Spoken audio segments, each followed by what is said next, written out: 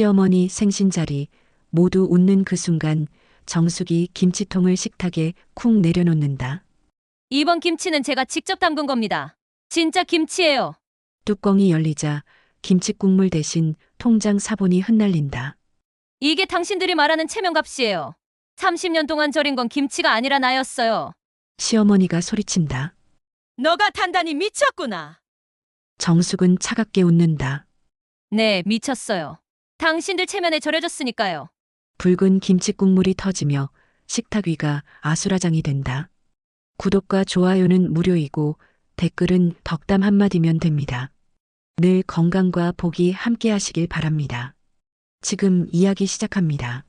새벽 5시 시골 대저택 마당에 형광등 불빛이 켜졌습니다. 정숙은 고무장갑을 낀 손으로 절인 배추를 들어 올렸어요.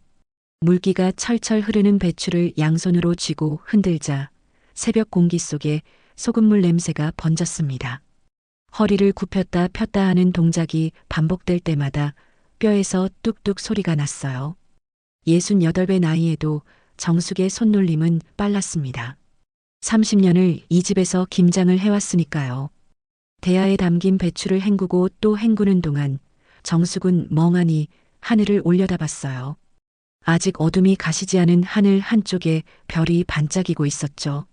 저 별처럼 반짝이는 인생을 살고 싶었던 적이 있었나? 문득 그런 생각이 스쳤습니다. 하지만 곧 고개를 저었어요. 지금은 그런 생각할 때가 아니었으니까요. 오늘 안에 김장을 100폭이나 담가야 했으니까요. 여보, 거기서 뭐해? 추운데 빨리 들어와.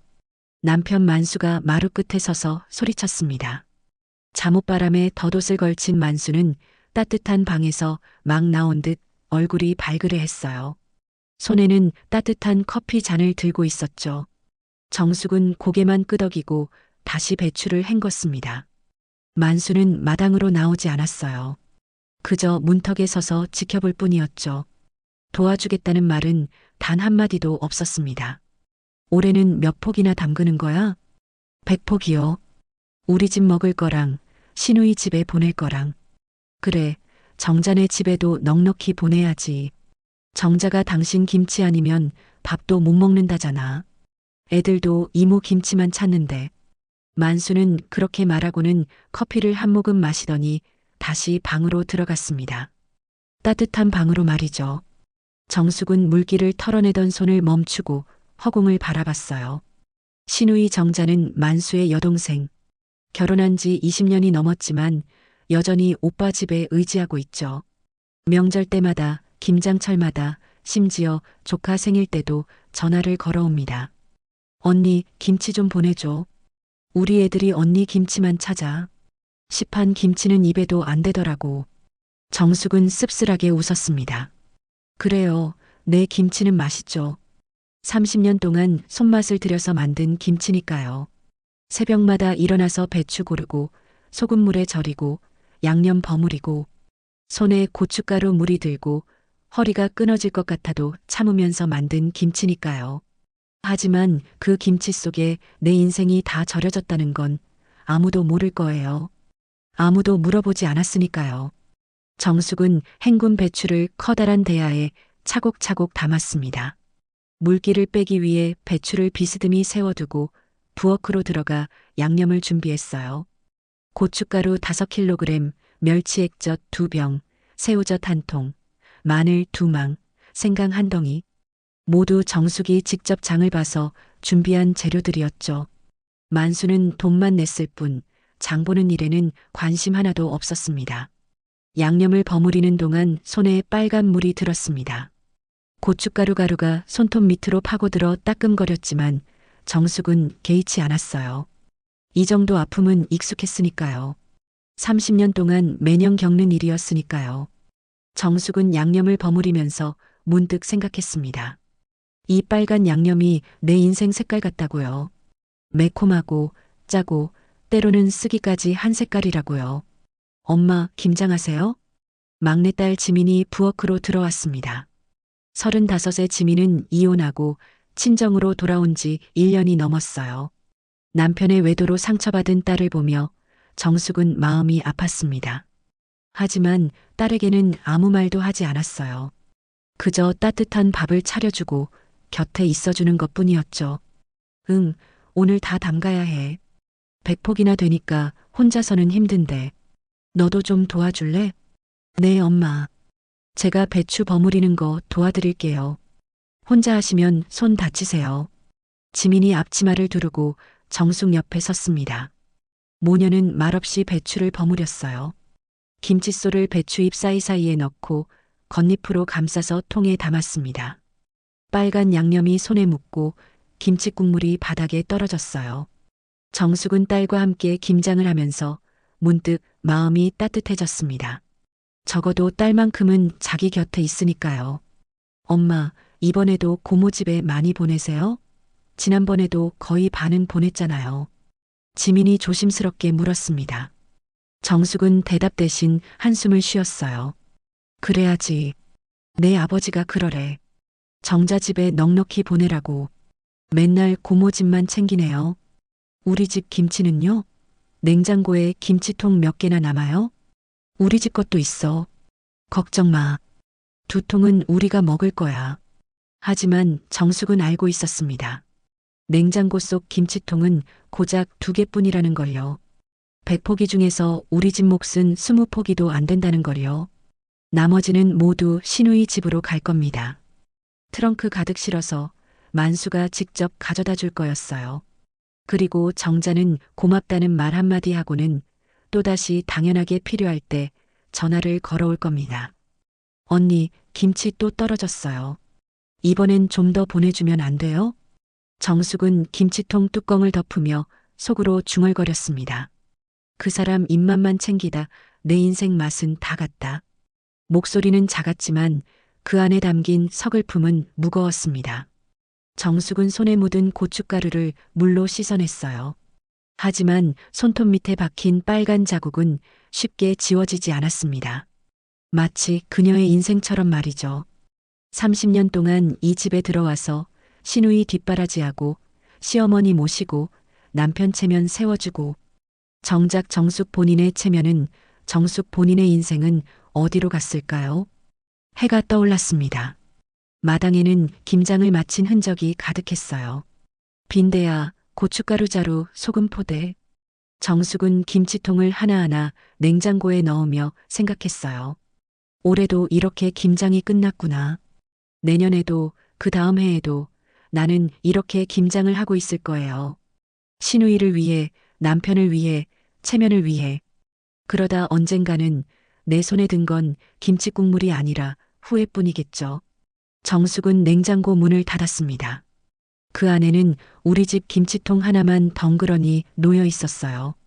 나머지 자리는 텅 비어 있었죠. 정숙은 그 빈 공간을 한참 동안 바라봤습니다. 그 빈 공간이 바로 자기 인생 같다는 생각이 들었거든요. 김장을 끝낸 다음 날 아침, 정숙은 허리 통증에 잠을 설쳤습니다. 온몸이 쑤시고 아팠어요. 하지만 일어나야 했죠. 만수의 아침밥을 차려야 했으니까요. 정숙은 몸을 일으켜 부엌으로 갔습니다. 냉장고를 열자 어제 담근 김치통이 보였어요. 하나뿐인 우리 집 김치통. 정숙은 그 김치통을 꺼내 아침상에 올렸습니다. 여보, 어제 정자한테 김치 가져다 줬어요? 식사를 하던 만수가 고개를 끄덕였습니다. 응, 어젯밤에 다녀왔어. 정자가 엄청 좋아하더라고. 역시 당신 손맛은 최고래. 정숙은 아무 말 없이 밥을 떴습니다. 좋아한다는 말이 기쁘기보다는 허전했어요.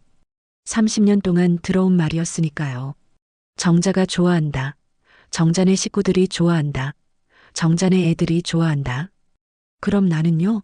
내가 좋아하는 건 누가 신경 써주나요? 언니, 김치가 진짜 너무 맛있어요.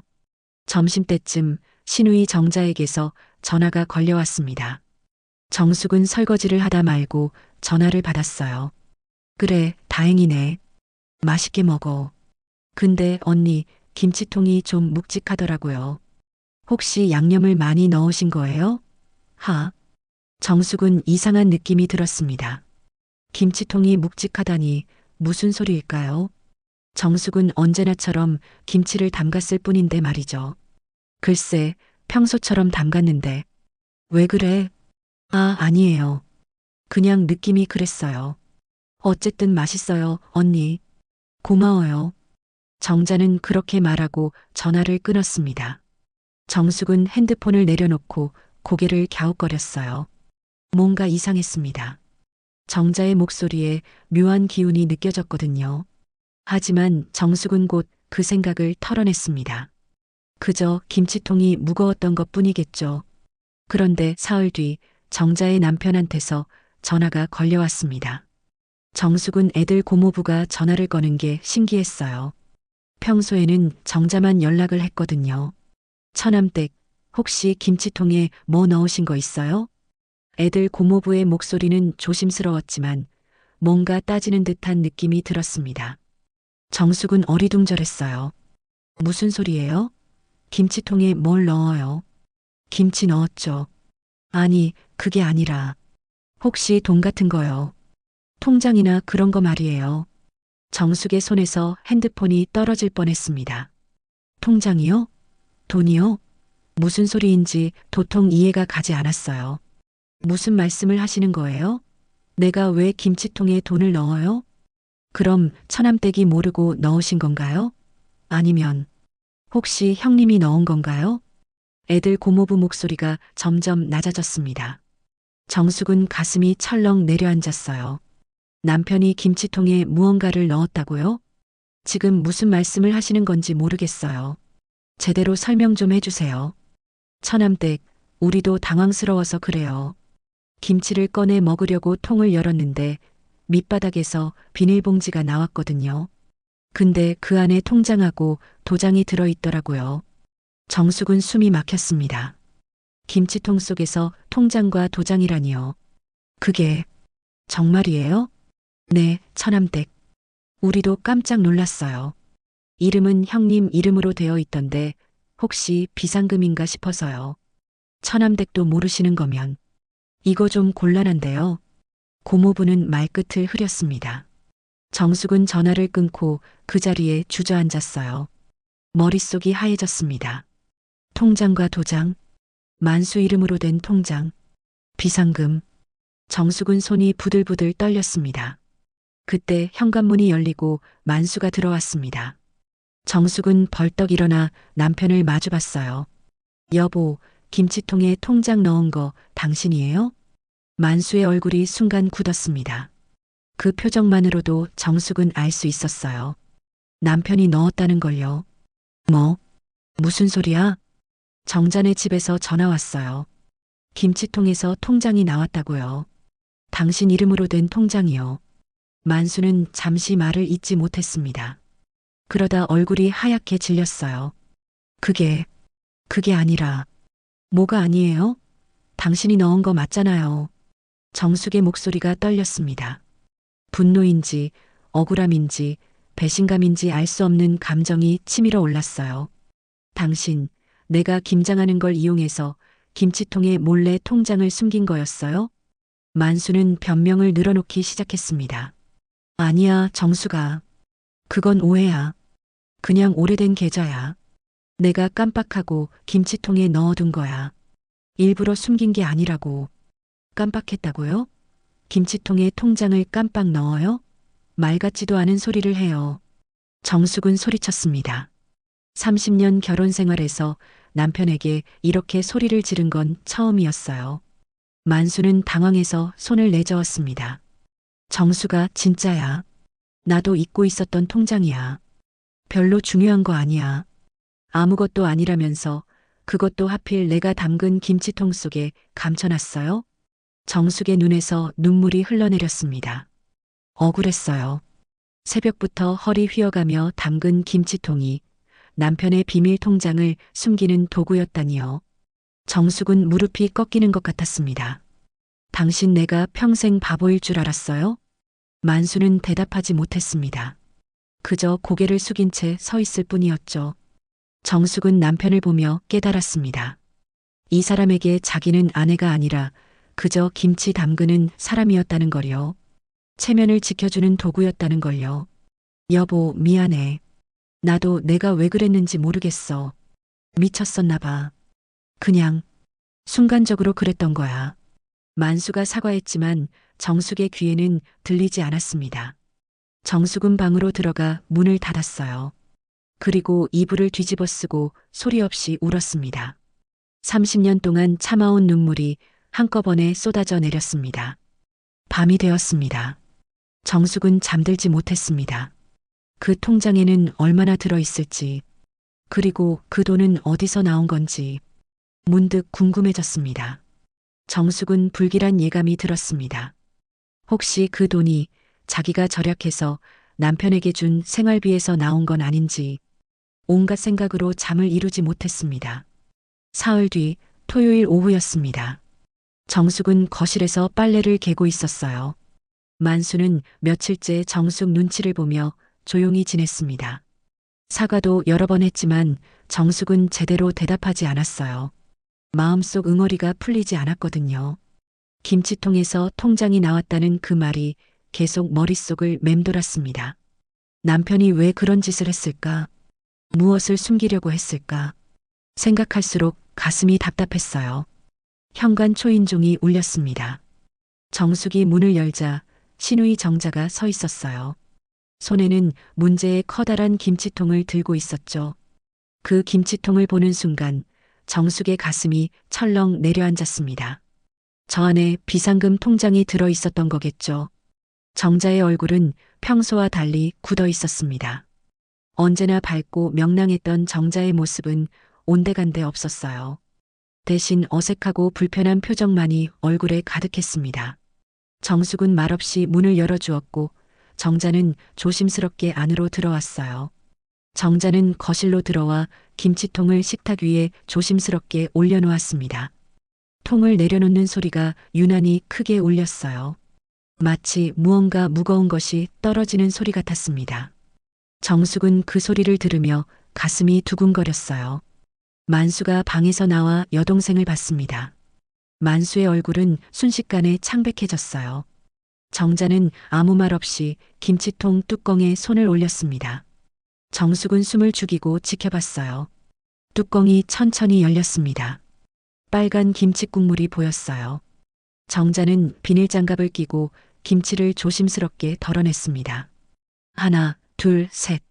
김치 포기들이 하나씩 나왔습니다. 붉은 양념이 손에 묻고 김치 국물이 통 가장자리로 흘러내렸어요. 그리고 통 바닥에 손끝이 닿았을 때였어요.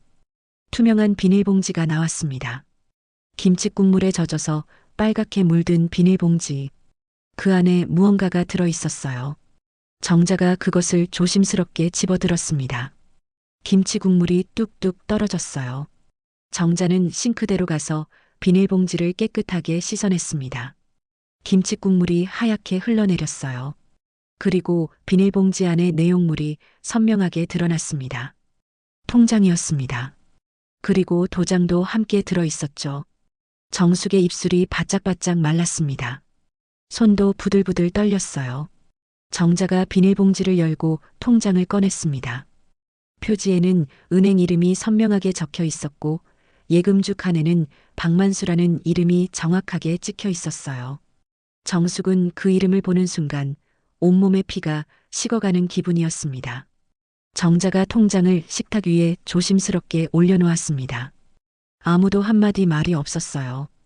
고요한 침묵만이 거실을 가득 채웠습니다. 정숙은 떨리는 손으로 통장을 집어들었어요. 첫 페이지를 펼쳤습니다.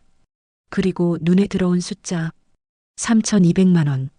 정숙은 가슴이 철렁 내려앉았습니다. 눈앞이 하얘졌어요. 3,200만 원, 이렇게 큰 돈이 남편 명의 통장에 숨겨져 있었다니요. 정숙은 믿을 수가 없었습니다. 손이 떨려 글씨 하나하나가 칼날처럼 다가왔어요. 통장이 바닥에 떨어질 뻔했지만 정숙은 간신히 붙잡았습니다. 정숙은 통장을 넘기며 입금 내역을 확인했습니다. 한 줄 한 줄 읽어 내려가는데 눈에 익은 단어들이 나를 향해 비웃는 것 같았어요. 생활비 출금, 재료비 인출, 김장비 송금, 명절 용돈 인출, 시어머니 병원비 출금. 모두 정숙이 쓰던 돈이었습니다. 정숙이 절약하고 아껴서 만수에게 맡겼던 생활비였어요.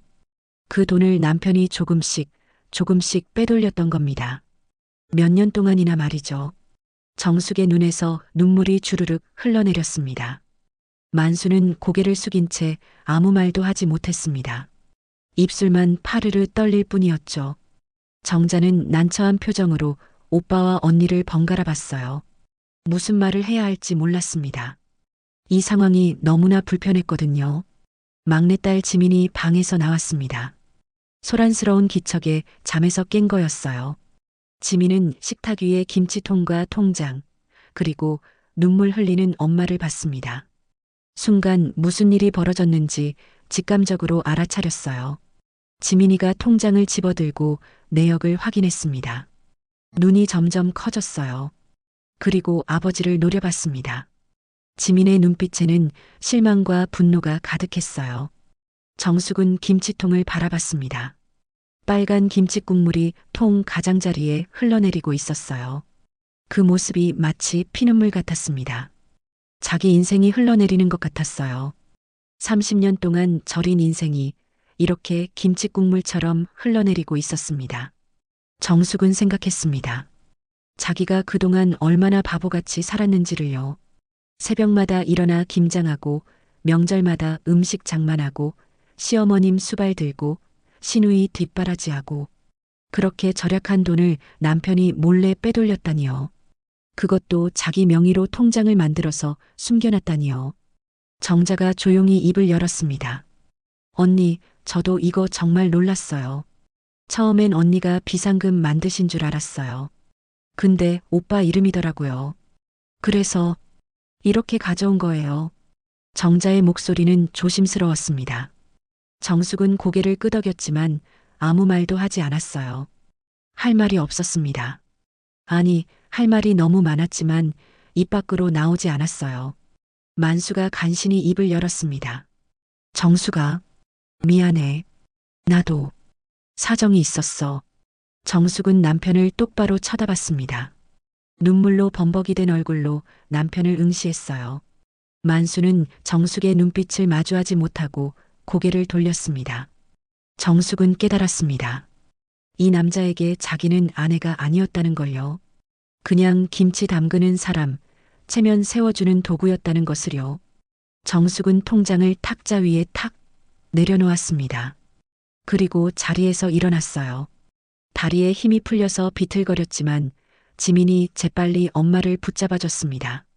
정숙은 방으로 들어가 문을 닫아버렸어요. 그리고 이불을 뒤집어 쓰고 펑펑 울었습니다. 30년 동안 참아온 눈물이 한꺼번에 쏟아져 내렸어요. 베개가 눈물로 흠뻑 젖었습니다. 그날 밤 정숙은 잠들지 못하고 멍하니 누워 있었어요. 옆에서는 만수가 코를 골며 얄밉게 자고 있었습니다. 정숙은 그 코 고는 소리를 들으며 기가 막혔어요. 확 쥐어받고 싶었습니다. 이 사람은 어떻게 이렇게 편하게 잘 수 있을까요? 아내를 배신하고도 생활비를 야금야금 빼돌리고도 이렇게 편안하게 잠들 수 있다니요. 정숙은 조용히 이불을 걷어내고 일어나 거실로 나왔어요. 식탁 위에는 아직도 그 문제의 통장이 놓여 있었습니다. 정자가 가져온 김치통도 그대로였죠. 정숙은 통장을 집어들고 다시 한번 차근차근히 들여다봤어요. 거실 불을 켜고 돋보기를 꺼냈습니다. 나이 들어 눈이 침침해져서 작은 글씨가 잘 보이지 않았거든요.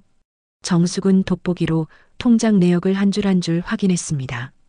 생활비 출금 50만 원, 김장비 인출 30만 원, 명절 용돈 출금 100만 원, 시어머니 병원비 인출 80만 원. 숫자들이 눈에 들어올 때마다 비수처럼 정숙의 가슴을 찔렀습니다. 이 돈들은 모두 정숙이 생활비를 아끼고 절약해서 만든 돈이었어요. 반찬 하나 줄이고 옷 한 벌 덜 사고 친구들과의 모임도 거절하면서 아끼고 아낀 돈이었습니다.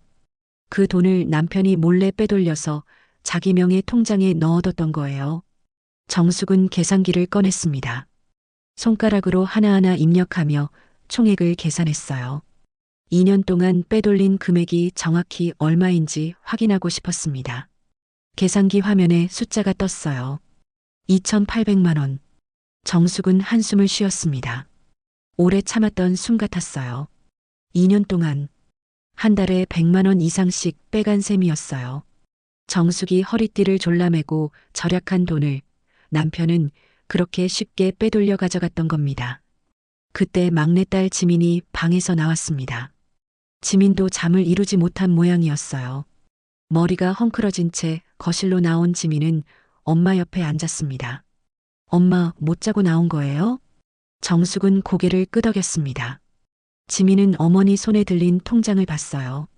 엄마, 혹시 이거 아빠가 엄마 통장에서 빼간 생활비 맞죠? 정숙은 대답 대신 통장을 지민에게 건넸습니다.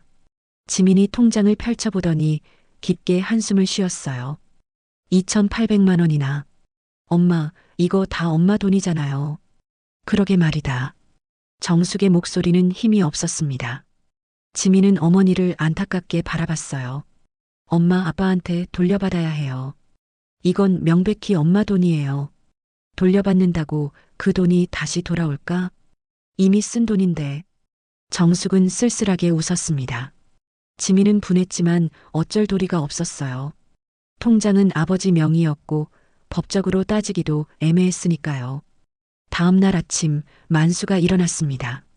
거실로 나온 만수는 식탁에 앉은 정숙과 지민을 봤어요. 두 사람 모두 밤을 새운 듯 눈이 퀭하게 빠져 있었습니다. 여보, 우리 얘기 좀 하자. 만수가 조심스럽게 말을 꺼냈습니다. 정숙은 대답 없이 통장을 만수 앞에 던졌어요. 이거 언제부터 빼돌린 거예요? 만수는 입술을 깨물었습니다. 그리고 한참 만에 입을 열었어요. 3년 전부터야. 정자네 집이 어려워서 좀 도와줘야 했어. 정숙은 허탈하게 웃었습니다. 그게 눈물보다 아팠어요. 신우이 집이요? 내가 아낀 돈으로 신우이 집을 도와준 거예요? 여보, 그게 아니라 우리 식구잖아. 가족끼리 도와야지. 가족끼리요? 정숙의 목소리가 높아졌습니다. 그럼 나는 뭐예요? 나는 가족이 아니에요? 돈만 내는 사람이에요? 김치만 담그는 기예요? 만수는 얼굴이 붉어졌습니다. 당황스러웠지만 화도 났어요. 당신 왜 그렇게 예민하게 굴어? 그냥 좀 빌려 쓴 거지. 훔친 게 아니잖아. 빌렸다고요? 그 입으로 참 쉽게 말하네요. 그럼 통장은 왜 김치통에 넣었어요? 정숙은 소리쳤습니다. 지민이가 아빠를 노려봤어요. 아빠, 그게 말이 된다고 생각해요? 엄마 몰래 돈 빼가놓고 빌렸다고요? 만수는 딸에게까지 핀잔을 듣자 더욱 화가 났습니다. 내가 감히 어른들 일에 끼어들어. 조용히 해. 부부 사이 일이면 엄마한테 말씀드리고 정당하게 쓰셨어야죠. 몰래 빼가는 게 무슨 부부예요. 지민의 목소리도 높아졌습니다. 정숙은 두 사람을 말렸어요. 그만해. 지민아, 너는 방으로 들어가. 지민은 불만스러웠지만 엄마 말을 따랐습니다. 방으로 들어가면서도 아빠를 쏘아봤어요. 거실에는 정숙과 만수만 남았습니다. 정숙은 만수를 똑바로 바라봤습니다. 당신 눈엔 내가 얼마나 우습게 보였으면 이럴 수가 있어요? 만수는 고개를 저었습니다. 아니야, 그게 아니라. 그럼 뭐였는데요? 내가 아무것도 모를 거라고 생각한 거예요? 김치나 담그는 무식한 여자라서 통장 숨겨도 모를 거라고 생각한 거죠? 만수는 아무 말도 하지 못했습니다. 정숙의 눈에서 다시 눈물이 흘러내렸어요. 30년이에요. 30년 동안 당신 집안 체면 세워주느라 내 인생 다 바쳤어요. 김장도 하고 명절 음식도 만들고 시어머니 수발도 들고. 근데 당신은 그런 나를 이렇게 비참하게 만들 수 있는 거예요? 만수는 입을 열었다 닫았다를 반복했습니다. 변명할 말이 없었어요. 여보, 미안해. 내가 잘못했어. 실수 좀 할 수 있잖아. 미안하다면 끝나는 거예요? 2,800만 원이에요. 내가 2년 동안 허리띠 졸라매고 모은 돈이 2,800만 원이라고요. 정숙은 주먹으로 식탁을 강하게 쳤습니다. 손이 아팠지만 개의치 않았어요. 만수는 그런 아내를 보며 눈앞이 아찔했습니다. 돈은 돌려줄게. 시간을 좀 주면. 무슨 시간이요? 정숙은 피식 웃었습니다. 서글픈 웃음이었어요. 당신, 내가 이 집에서 뭔지 알아요? 당신 집안 체면 세워주는 도구였어요. 집안일 해주고 김치 담그는 기계고 돈 내는 지갑이었어요. 그게 내 역할이었어요. 그동안 높게 들었던 고개가 이제는 완전히 꺾였습니다. 정숙은 통장을 집어들고 방으로 들어갔어요. 문을 닫으며 마지막으로 한마디 했습니다. 이 집에서 만든 틀, 이제 깨버릴 거예요. 일주일이 지났지만 정숙은 만수와 말을 섞지 않았어요. 밥도 따로 먹었고 같은 방에서 자지도 않았습니다. 정숙은 지민방에서 딸과 함께 잤어요. 만수는 혼자 안방을 쓰면서 눈치만 봤습니다. 사과도 여러 번 했지만 정숙은 아랑곳하지 않았어요. 정숙의 마음속에는 배신감과 분노가 점점 탑처럼 쌓여만 갔습니다. 30년 동안 믿은 사람이었고 믿었던 마음까지 조롱이 되어버려서 더 이상 받아들일 수가 없었어요. 그러던 어느 날 오후 시어머니한테서 전화가 걸려왔습니다. 정숙은 설거지를 하다 말고 전화를 받았어요. 정수가 나야. 다음 주가 내 생일이잖니. 정자가 식당 예약했다더라. 정숙은 전화기를 귀에 댄 채 멍하니 서 있었습니다. 생신이라고요. 지금 이런 상황에서 시어머니 생신을 챙겨야 한다고요. 토요일 저녁에 다 같이 모인대. 너희도 당연히 와야지. 안 오면 섭섭하다. 정숙은 대답을 망설였습니다. 지금 시댁 식구들을 만나고 싶지 않았거든요. 특히 정자를 보고 싶지 않았어요. 남편이 빼돌린 돈으로 도움을 받았다는 그 사람을요. 하지만 며느리로서 시어머니 생신을 거를 수는 없었습니다. 안 가면 불효자 며느리가 되는 거였죠. 네, 알겠습니다. 가겠습니다. 그래, 그럼 그때 보자. 아, 그리고 김치 만든 것 좀 가져와라. 내가 내 김치가 먹고 싶더라. 전화를 끊어지자 정숙은 핸드폰을 내려놓고 깊은 한숨을 내쉬었어요. 김치를 가져오래요. 생신상에 올릴 김치를 가져오래요. 정숙은 허탈하게 웃었습니다. 이제는 무엇도 놀랍지 않았습니다. 그때 만수가 조심스럽게 다가왔습니다. 정숙이 시어머니와 통화하는 걸 엿들은 모양이었어요. 여보, 우리 어머니 생신 가야 하는데 김치 좀 준비해 줄 수 있어? 정숙은 만수를 천천히 돌아봤습니다. 믿을 수 없다는 표정이었어요. 지금 이 상황에서 김치를 준비하라고요. 정숙을 배신하고 돈을 훔쳐가고 그러고도 아내에게 김치를 준비하라고 하다니니 제 정신일까요? 지금 나한테 김치 준비하라고 한 거예요? 만수는 정숙의 원망이 섞인 차가운 눈빛을 피했습니다. 아니, 그게 어머니가 당신 김치를 좋아하시잖아. 생신상에 올리면 좋아하실 것 같아서. 정숙은 피식 웃었습니다. 차가운 웃음이었어요. 그 웃음 속에는 30해의 원망이 깊이 담겨 있었습니다. 좋아요. 기꺼이 준비해드리죠. 아주 특별한 김치로요. 만수는 정숙의 말투가 이상했지만 김치를 준비해준다니 다행이라고 생각했습니다. 정숙이 화가 좀 풀린 건가 싶었어요. 하지만 만수는 몰랐습니다. 정숙의 원망이 섞인 눈빛이 얼마나 냉정하게 변했는지를요. 정숙은 그날부터 김치 담글 준비를 시작했어요. 마트에 가서 제일 좋은 김치통을 샀습니다. 크고 단단한 플라스틱 통이었어요. 그리고 집으로 돌아와서는 서재로 갔습니다. 서랍 깊숙한 곳에 숨겨두었던 통장 사본과 입출금 내역서를 꺼냈어요. 며칠 전에 몰래 복사해둔 것들이었습니다. 정숙은 그 서류들을 한 장 한 장 펼쳐봤습니다. 생활비 출금, 재료비 인출, 김장비 송금. 모두 정숙의 피땀이 서린 돈이었어요. 정숙은 그 서류들을 비닐봉지에 넣었습니다. 그리고 김치통 안에 차곡차곡 넣었어요. 지민이 방에서 나와 엄마를 봤습니다. 정숙이 김치통에 서류를 넣는 모습을 보고 깜짝 놀랐어요. 엄마, 지금 뭐 하세요? 그게 뭐예요? 정숙은 딸을 보며 단호하게 말했습니다. 지민아, 엄마가 이제 끝을 내려고 해. 끝이요? 무슨 끝이요? 30년 동안 참았던 거. 이제 더 이상 참지 않을 거야. 지민은 불안했지만 더 이상 묻지 않았습니다. 어머니의 눈빛이 예사롭지 않았거든요. 지민은 가슴이 두근거렸어요. 어머니가 무슨 일을 벌일 것만 같았습니다. 토요일이 되었습니다. 만수는 아침부터 양복을 차려입고 준비했어요. 넥타이를 매고 구두를 닦았습니다. 시어머니 생신이라 단정하게 입어야 한다고 생각했거든요. 정숙도 단정하게 옷을 입었습니다. 검은색 블라우스에 회색 치마를 입었어요. 화장도 했습니다. 립스틱을 바르는 정숙의 손은 떨리지 않았어요.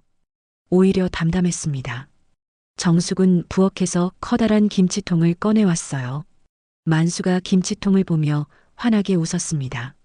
역시 당신이야. 김치까지 준비하다니. 어머니가 얼마나 좋아하시겠어. 정숙은 대답 없이 김치통을 현관 앞에 내려놓았습니다. 만수가 김치통을 들어 트렁크에 실었어요. 무게가 제법 나갔지만 만수는 크게 신경 쓰지 않았습니다. 김치가 많이 들었나 보다 생각했죠. 지민도 함께 차에 탔어요. 세 사람은 모이기로 한 식당으로 향했습니다. 차 안은 조용했어요.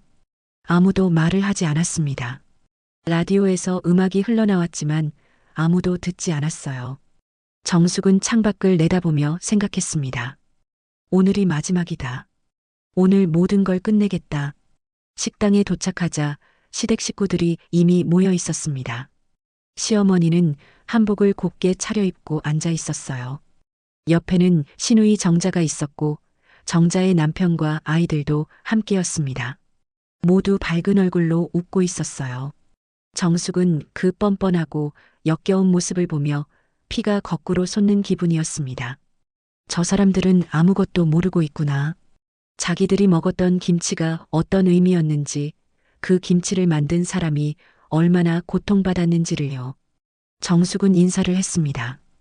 어머님, 생신 축하드립니다. 시어머니는 고개를 끄덕이며 간단하게 인사를 받았습니다. 그래, 왔구나. 어서 앉아라. 정자가 정숙을 보며 어색하게 웃었어요. 지난번 김치통 사건 이후로 둘 사이에는 미묘한 긴장감이 흐르고 있었습니다. 언니 오셨어요. 건강하시죠? 정숙은 고개만 끄덕였습니다. 말을 섞고 싶지 않았어요. 만수가 트렁크에서 김치통을 꺼내왔습니다. 식당 안으로 들어와 식탁 중앙에 김치통을 올려놓았어요. 어머니, 정숙이가 정성껏 준비한 김치예요. 어머니가 제일 좋아하시는 거잖아요. 시어머니의 눈이 반짝였습니다. 오, 그래. 정숙이 김치는 정말 맛있지. 어디 한번 볼까? 만수가 김치통 뚜껑을 열려고 손을 뻗었습니다. 그때 정숙이 자리에서 벌떡 일어났어요. 어머님, 제가 직접 열어드릴게요. 정숙의 목소리는 차분했지만 단호했습니다. 모두의 시선이 정숙에게 집중됐어요. 정숙은 천천히 김치통 앞으로 걸어갔습니다. 심장이 두근거렸지만 손은 떨리지 않았어요. 정숙은 김치통 뚜껑에 손을 올렸습니다. 그리고 천천히, 아주 천천히 뚜껑을 열었습니다. 모두가 김치통 안을 들여다봤어요. 그런데 이상했습니다. 김치가 보이지 않았거든요. 대신 하얀 종이 뭉치들이 가득 들어 있었어요. 시어머니의 눈이 커졌습니다. 정자도 고개를 갸웃거렸어요. 만수는 얼굴이 하얗게 질렸습니다. 정숙은 김치통 안에서 종이 뭉치를 하나씩 꺼냈습니다. 천천히 침착하게요. 첫 번째 종이를 펼쳐 식탁 위에 올려놓았어요. 통장 사본이었습니다. 두 번째 종이도 펼쳤습니다. 입출금 내역서였죠. 세 번째, 네 번째, 다섯 번째. 종이들이 식탁 위에 차곡차곡 쌓였습니다. 이게 진짜 김치예요. 정숙의 목소리는 차분했습니다. 하지만 그 차분함 속에는 30년 동안 쌓인 분노가 숨어 있었어요. 정숙은 통장 사본을 시어머니 앞으로 밀어냈습니다. 제가 새벽마다 일어나서 절이고 제 손으로 버무려서 만든 김치가 있었어요. 근데 그 김치통이 어디에 쓰였는지 아세요? 시어머니는 대답하지 못했습니다. 정숙은 계속 말을 이어갔습니다. 어머님, 아들이 제 돈을 몰래 빼돌리는 데 쓰였어요. 2,800만 원이요. 제가 2년 동안 허리띠 졸라매고 모은 돈을요. 식당이 순식간에 조용해졌습니다. 옆 테이블에 앉아있던 손님들도 이쪽을 쳐다봤어요. 시어머니의 얼굴이 굳었습니다. 정자는 눈을 크게 뜨고 언니를 봤어요. 만수는 의자에 앉은 채 고개를 숙였습니다. 정숙은 입출금 내역서를 하나씩 펼쳐 보이기 시작했습니다. 생활비 출금 50만 원, 재료비 인출 30만 원, 김장비 송금 40만 원. 다 제 돈이에요. 제가 아껴서 남편한테 준 돈이고요. 정숙의 손가락이 종이 위를 천천히 짚어갔습니다. 한 줄 한 줄 읽어내려가는 정숙의 목소리는 떨리지 않았어요. 오히려 담담했습니다. 그게 더 무서웠어요. 어머님, 병원비 80만 원. 이것도 제가 따로 드린 돈 말고 남편이 따로 빼간 돈이에요. 명절 용돈 100만 원. 친척들 경조사비 70만 원. 전부 다 제 생활비에서 몰래 빼간 거예요. 시어머니가 입을 열었습니다. 만수야, 이게 정말이냐? 만수는 고개를 들지 못했습니다. 시어머니의 목소리가 높아졌어요. 내가 물어보잖아. 내가 정말 며느리 돈을 훔쳐간 거야? 만수는 간신히 고개를 끄덕였습니다. 시어머니의 얼굴이 붉어졌어요. 화가 난 건지 창피한 건지 알 수 없었습니다. 정자가 조심스럽게 물었습니다. 언니, 그럼 이 돈을 오빠가 어디에 쓴 거예요? 정숙은 정자를 똑바로 쳐다봤습니다. 정자는 그 눈빛을 견딜 수가 없었어요. 고개를 돌렸습니다. 당신네 집에 썼대요. 당신네 집 어려울 때 도와준다고요. 정자의 얼굴이 하얗게 질렸습니다. 옆에 앉아있던 정자의 남편도 당황한 표정이었어요. 그건 우리는 몰랐어요. 언니 돈인 줄 몰랐다고요. 정숙은 피식 웃었습니다. 모르셨어요? 그럼 공짜로 받았다고 생각하신 거예요? 하늘에서 돈이 떨어진 줄 아셨어요? 정자는 아무 말도 하지 못했습니다. 정숙은 다시 통장 사본을 펼쳤어요. 지난해 여름 당신네 아들 학원비 200만 원. 지난해 겨울 당신네 남편 사업 자금 300만 원. 올해 봄 당신네 집 전세 보증금 500만 원. 정숙이 숫자를 읽어 내려갈 때마다 정자의 얼굴은 점점 창백해졌어요. 정자의 남편은 고개를 숙였습니다. 이게 제가 30년 동안 담근 김치값이에요.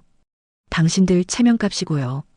정숙의 화가 머리 끝까지 나서 목소리가 떨렸습니다. 참았던 감정이 터져 나오는 것 같았어요. 저는 새벽마다 일어나서 배추를 헹궜어요. 손에 고춧가루가 배고 허리가 끊어질 것 같아도 참고 또 참았어요. 왜요? 시댁 체면 지켜드리려고요.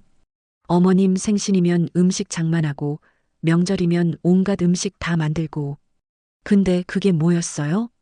정숙은 김치통을 들어 올렸습니다. 그리고 바닥에 내던졌어요. 플라스틱 통이 바닥에 떨어지며 큰 소리를 냈습니다. 식당 안의 모든 사람들이 이쪽을 쳐다봤어요. 돈을 숨기는 통이었어요. 제 인생을 저리는 통이었어요. 시어머니가 다급하게 손을 내저었습니다. 정수가, 여기가 어디라고 이러니? 사람들이 다 보잖아. 창피하게. 정숙은 시어머니를 똑바로 쳐다봤습니다. 눈에서 눈물이 흘러내렸어요. 이게 창피해요? 30년 동안 제가 얼마나 창피했는지 아세요? 정숙의 목소리가 높아졌습니다. 김치나 담그는 며느리, 돈이나 내는 지갑. 그게 제 역할이었어요. 새벽마다 일어나 김장하고 시누이 집 김치까지 챙겨보내고. 근데 그게 다 제 돈 훔쳐가는데 이용당한 거잖아요. 지민이가 엄마 곁으로 다가와 손을 꼭 잡았습니다. 정숙은 딸의 손을 꽉 쥐었어요. 그리고 다시 입을 열었습니다. 30년이에요. 30년 동안 당신들 체면에 절여졌어요. 내 인생 맛은 다 갔어요. 이제 남은 건 썩은 배추처럼 시들어버린 내 인생뿐이네요. 정숙은 서류 뭉치를 식탁 위에 쏟아냈습니다. 종이들이 흩어지며 바닥에 떨어졌어요. 이게 30년 김치의 진짜 맛이에요. 쓰고 씁쓸하고 배신으로 절여진 맛이요. 시어머니가 벌떡 일어났습니다. 얼굴이 불그락푸르락했어요. 너가 지금 미쳤구나. 어른 생신날에 이게 무슨 짓이야. 정숙은 고개를 들었습니다. 눈물로 범벅이 된 얼굴로 시어머니를 똑바로 쳐다봤어요. 네, 미쳤죠. 30년 동안 당신들 체면에 절여지다 보니 미쳤어요. 이제야 정신이 번쩍 드네요. 제가 얼마나 바보같이 살았는지. 만수가 자리에서 일어나 정숙에게 다가왔습니다. 여보, 그만하자. 집에 가서 얘기하자. 정숙은 만수의 손을 뿌리쳤습니다. 손 치워요. 당신한테 더 이상 속지 않을 거예요. 정숙은 가방에서 또 다른 서류를 꺼냈습니다. 전세 계약서였어요. 이거나 보세요. 새 집 계약했어요. 그 비상금 통장에서 일부 꺼내서요. 당신들이 훔쳐간 제 돈으로요. 만수의 눈이 커졌습니다. 뭐? 내가 그 돈을? 네, 제 돈이니까요. 제가 번 돈, 제가 아낀 돈. 이제 제가 쓸 거예요. 당신들 체면 세우는 데가 아니라 제 인생을 위해서요. 정숙은 계약서를 식탁 위에 던졌습니다. 그리고 지민의 손을 잡고 식당 문으로 걸어갔어요. 뒤에서 만수가 소리쳤습니다. 정숙아, 당장 돌아와. 정숙은 돌아보지 않았습니다. 문을 열고 밖으로 나갔어요. 찬바람이 얼굴을 스쳤지만 정숙은 시원했습니다. 30년 만에 처음으로 느끼는 자유였어요. 식당에서 나온 정숙과 지민은 택시를 잡아탔습니다. 정숙의 손은 아직도 떨리고 있었어요. 30년 만에 처음으로 시댁에 맞섰으니까요. 가슴이 두근거렸지만 동시에 마음 한켠이 뻥 뚫린 듯 시원했습니다. 목에 걸려있던 무거운 돌덩이를 던져버린 것 같은 기분이었어요. 지민이 엄마의 손을 꽉 잡아주며 말했습니다. 엄마, 정말 잘하셨어요. 멋지셨어요. 정숙은 딸을 보며 힘없이 웃었습니다. 잘한 건지 잘못한 건지 아직도 확신이 서지 않았어요. 하지만 한 가지는 확실했습니다. 이제 돌이킬 수 없다는 거였죠. 택시는 집으로 향했습니다. 정숙은 창밖을 보며 마음을 가라앉혔어요. 집 앞에 도착하자 정숙은 요금을 내고 내렸습니다. 대문 앞에 서니 가슴이 답답해졌어요. 문을 여는 순간 다시 그 답답한 삶으로 돌아가는 것만 같았거든요. 하지만 정숙은 문을 열었습니다. 짐을 싸러 온 거였으니까요. 문을 열고 들어가자 만수가 거실에 서 있었습니다. 정숙보다 먼저 도착한 모양이었어요. 만수의 얼굴은 새하얗게 질려 있었고 눈은 충혈돼 있었습니다. 만수는 정숙을 보자마자 다가왔습니다. 당신이 어떻게 나한테 이럴 수 있어? 만수의 목소리는 떨렸습니다. 정숙은 가방을 소파에 내려놓으며 차분하게 대답했어요. 당신이야말로 어떻게 나한테 그럴 수 있었어요? 내 돈을 몰래 빼가면서요. 만수가 한 걸음 더 다가왔습니다. 얼굴이 붉어졌어요. 그건 집안일 때문이었어. 정자네가 어려워서 어쩔 수 없었다고. 정숙은 만수를 똑바로 쳐다봤습니다. 눈빛이 차가워졌어요. 그럼 나한테 솔직하게 말했어야죠. 정자네를 도와주고 싶다고, 돈이 필요하다고. 왜 몰래 가져갔어요? 만수는 입술을 깨물며 고개를 돌렸습니다. 대답할 말이 없었던 거죠. 정숙은 한숨을 쉬고 방으로 걸어갔어요. 만수가 뒤따라왔지만 정숙은 신경 쓰지 않았습니다. 옷장을 열자 30년 동안 입었던 옷들이 빼곡하게 걸려 있었어요. 대부분은 오래된 옷들이었습니다.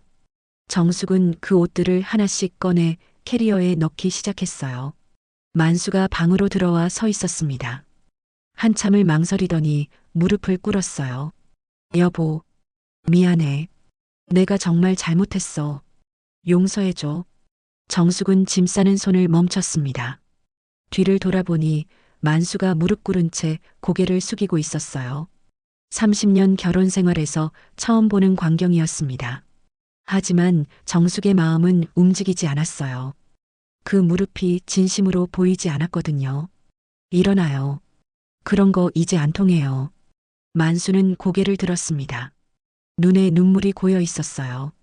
정수가 제발. 그땐 내가 미쳤었어. 화내도 되고 욕해도 되니깐 떠나지만 마. 다시 시작하자. 정숙은 피식 웃었습니다. 서글픈 웃음이었어요. 다시 시작하자고요? 30년을 이 집에서 기계처럼 살았는데 뭘 다시 시작해요? 정숙은 다시 짐을 쌌습니다. 서랍을 열고 통장과 도장을 꺼냈어요. 정숙 명의의 통장이었습니다. 결혼하고 나서 한 번도 써보지 못한 통장이었죠. 정숙은 그것들을 가방에 넣었습니다. 만수가 벌떡 일어나 정숙의 팔을 붙잡았습니다. 당신, 내가 이렇게까지 사과하는데 지금 뭐 하는 거야? 보면 몰라요? 짐 싸는 거예요. 정숙은 차갑게 대답했습니다. 만수의 눈이 커졌어요. 설마, 진짜 나갈 거야? 정말로? 네, 나갈 거예요. 새 집으로요. 정숙은 또 다른 서랍을 열었습니다. 거기에는 전세 계약서가 들어 있었어요. 며칠 전에 계약한 새 집의 계약서였습니다.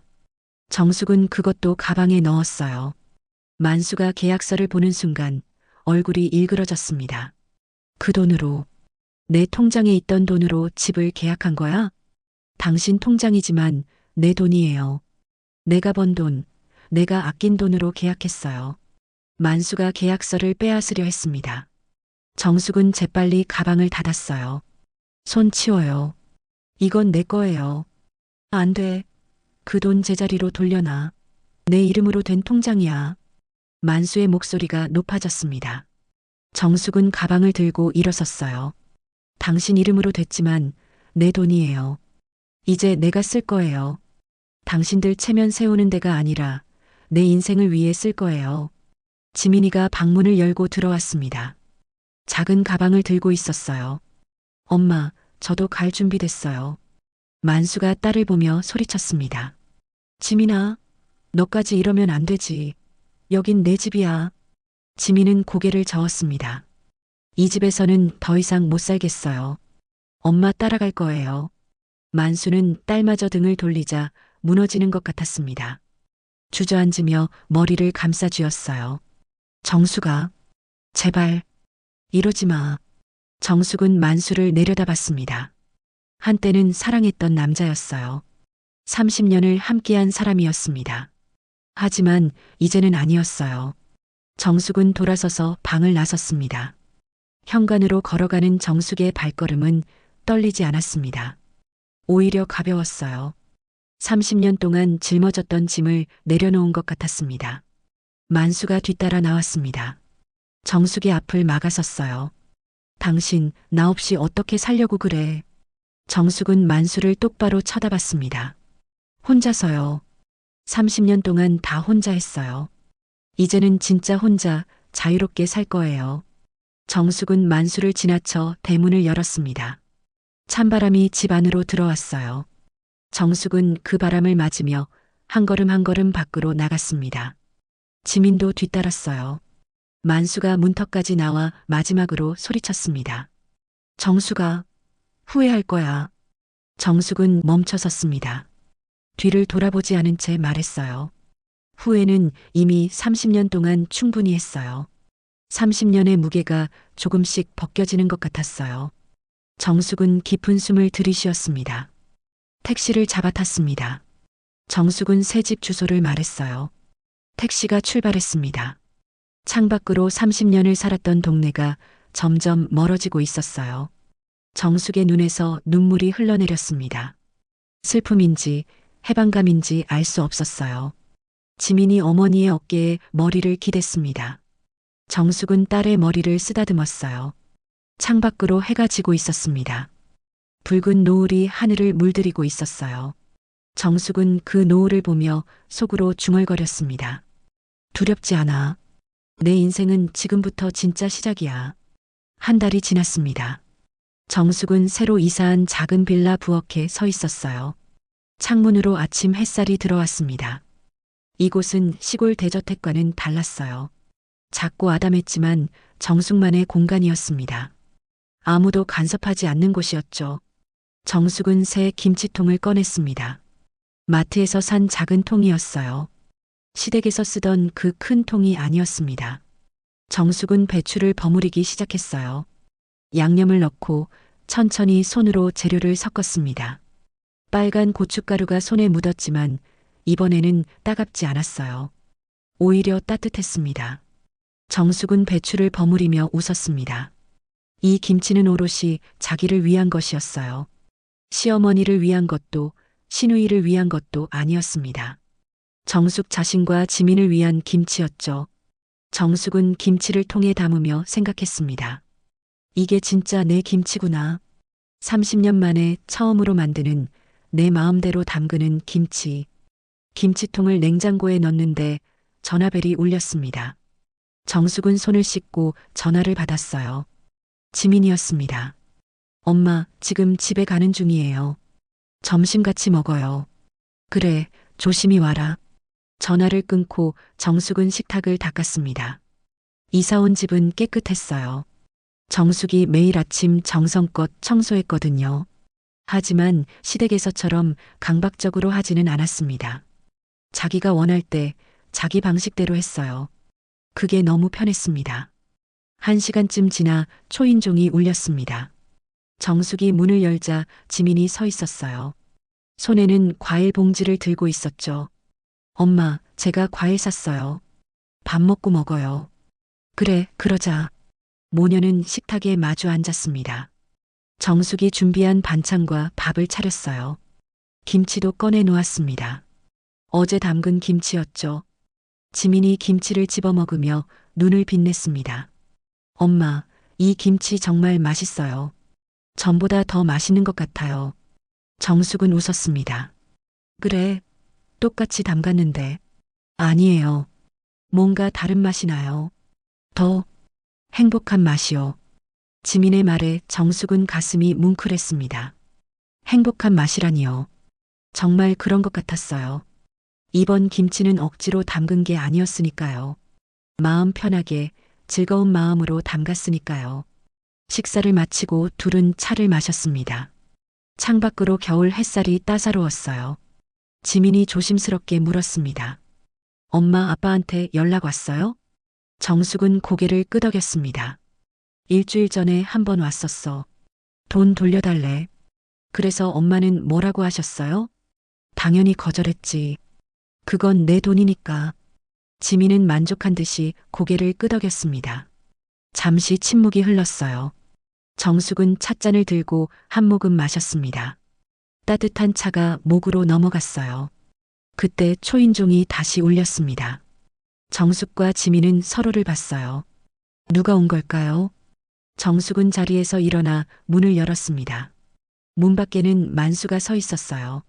만수는 한 달 만에 본 건데 많이 초췌해져 있었습니다. 수염도 깎지 않았고 옷도 구겨져 있었어요. 손에는 김치통을 들고 있었습니다. 정숙은 놀랐지만 표정을 감췄어요. 여기에 무슨 일이에요? 만수는 입술을 깨물며 말했습니다. 여보. 아니, 정수가. 이거 가져왔어. 만수는 김치통을 내밀었습니다. 정숙은 그 통을 받아들었어요. 묵직했습니다. 뚜껑을 열어보니 김치가 가득 들어 있었어요. 하지만 모양이 엉망이었습니다. 양념도 고르지 않고 배추잎도 찢어져 있었죠. 내가 김치 담가봤어. 처음 해보는 거라 잘 안 됐지만 만수의 목소리는 떨렸습니다. 정숙은 김치통을 들여다봤어요. 서툰 솜씨로 담근 김치였지만 그 안에는 뭔가가 담겨 있었습니다. 정성이랄까 아니면 후회랄까. 이번엔 제대로 된 재료로 했어. 내 돈으로 산 거야. 빌리거나 훔치지 않았어. 만수는 고개를 숙였습니다. 정숙은 한참 동안 김치통을 바라봤어요. 그리고 천천히 입을 열었습니다. 들어와요. 차라도 한잔하고 가요. 만수는 눈을 크게 떴습니다. 믿을 수 없다는 표정이었어요. 정숙은 문을 열어주며 말했습니다. 용서하는 건 아니에요. 그냥 차 한 잔 대접하는 거예요. 만수는 조심스럽게 안으로 들어왔습니다. 거실에는 지민이 앉아 있었어요. 지민은 아버지를 보고 놀랐지만 아무 말도 하지 않았습니다. 정숙은 만수에게 차를 따라줬어요. 세 사람은 말없이 차를 마셨습니다. 어색한 침묵이 흘렀어요. 한참 후 만수가 입을 열었습니다. 나 많이 반성했어. 당신이 얼마나 많이 참고 힘들었을지 이제야 조금은 알 것 같아. 정숙은 대답하지 않았습니다. 만수는 계속 말했어요.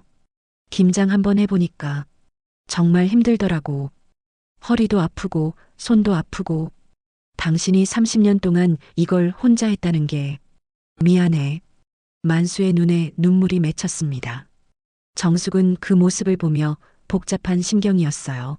한편으로는 안쓰럽기도 했고 한편으로는 아직도 화가 났습니다. 미안하다고 다 해결되는 건 아니에요. 30년이에요. 30년 동안 나는 김치 담그는 사람이었어요. 만수는 고개를 끄덕였습니다. 알아. 당신 상처가 얼마나 깊은지 이제 알아. 그래서 용서해달라고 하지 않을게. 그냥 내가 잘못했다는 걸 말하고 싶었어. 정숙은 찻잔을 내려놓았습니다. 그리고 만수를 똑바로 봤어요. 당신이 담근 김치 맛은 별로예요. 양념도 안 맞고 간도 안 맞아요. 만수는 고개를 숙였습니다. 정숙은 계속 말했어요. 하지만 처음 치고는 괜찮아요. 다음번에는 더 잘하겠죠.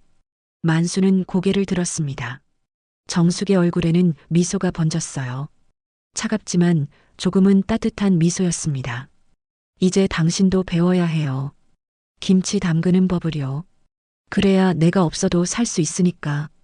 만수는 눈물을 닦으며 고개를 끄덕였습니다. 김치통 속엔 비상금만 있던 게 아니었습니다. 한 여인의 인내, 분노, 그리고 다시 피어나는 자존이 들어 있었어요. 이제 정숙은 자기만의 김치를 담급니다. 누구를 위한 것도 아닌 자기 자신을 위한 김치를요.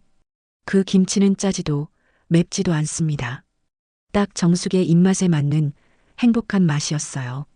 오늘 이야기가 여러분께 어떤 울림을 주었을까요? 사연 전시물과 함께 해주셔서 감사합니다. 무료로 할 수 있는 구독과 좋아요, 댓글은 큰 응원이 됩니다.